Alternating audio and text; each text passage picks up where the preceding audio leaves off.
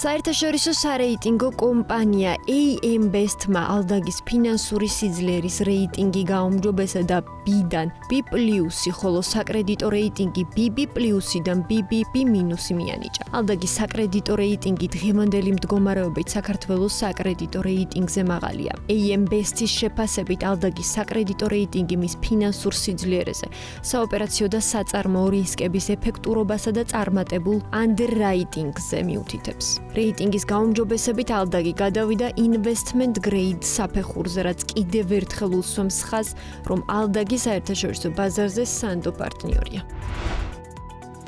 2025 წლის 1 აგვისტოდან მაგთის ფიქსირებული ინტერნეტის 496,168 აბონენტს ტარიფის 3 ლარით გაეზრდებათ. კომუნიკაციების კომისიის შეფასებით პროვაიდერის გადაწყვეტილება ფასის ზრდის შესახებ დაუსაბუთებელია და ის მომხმარებელს კომპანიის ქსელში უფრო იაფ ალტერნატიულ ტარიფზე გადასვლის შესაძლებლობასაც არ აძლევს. რადგანაც ფასის ზრდა სასტარტო 50 მეგაბაიტ წამიან პაკეტს შეეხება. 2025 წლის მდგომარეობით ქვეყანაში საქართველოში ფიქსირებულ ინტერნეტს სულ 1,140,000 აბონემენტი ჰყავს. აქედან ბაზრის ყველაზე დიდი წილი 46% აქვს მაგთის, რომელსაც 529,251 აბონენტი ჰყავს. მეორე პოზიციაზე 32% სილქნეტი იკავებს, რომელსაც 364,600 აბონენტი ჰყავს.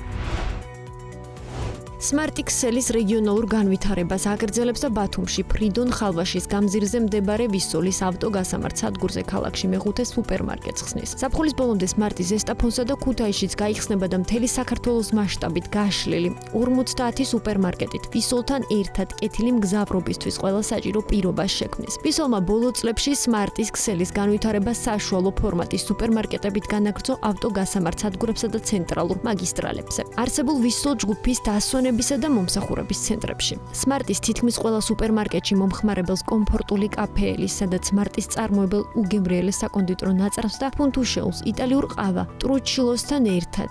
სულ სხვა გემო აქვს. Smart-ი გამორჩეულია ბაზარზე საკუთარი იმპორტის ექსკლუზიური პროდუქტებით და მომსახურების ევროპული სტანდარტებით. Smart Chef Luca ნაჭყებიას რეცეპტით დამზადებული სენდვიჩების და ჰოთ-დოგის თუ გზად საჭირო. ყველა სხვა პროდუქტის გემრიელი არჩევანი აქვს.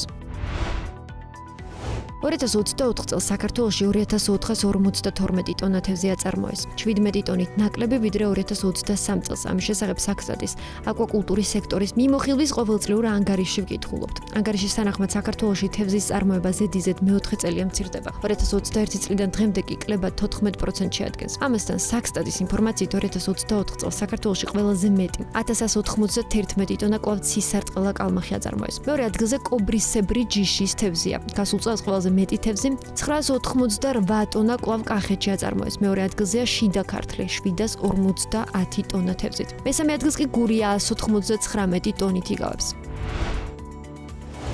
ონლაინ გაყიდვების გაძლიერებას ვაპირებთ, მაგრამ ახალ მაღაზიებსაც გავხსნით. ბიბლუსის საოპერაციო დირექტორის სოფო გორდაძის თქმით, კომპანია ონლაინ გაყიდვების გაძლიერებას აპირებს, ვინაიდან მსოფლიო ტრენდი ასეთია. თუმცა როგორც მან BMG-სთან ინტერვიუში აღნიშნა, იგი გეგმება ფიზიკური მაღაზიების დამატებაც. მისივე თქმით, წლის ბოლომდე 3 ახალი მაღაზია გაიხსნება, მათ შორის 2 თბილისში, ხოლო 1 თელავში. ამასთან, როგორც სოფო გორდაძემ აღნიშნა, ამჟამად ბიბლუსის გაყიდვების დაახლოებით 10% მოდის ონლაინ გაყიდვებზე, დანარჩენი კი ფიზიკურ მაღაზიებზე. რაც შეეხება მიმდინარე წლის გაყიდვების ტენდენციას, როგორც ბიბლუსის ჯგუფის საოპერაციო დირექტორი ამბობს, წელს კომპანიას ზრდა არ აქვს, თუმცა სტაბილურობას ინარჩუნებს.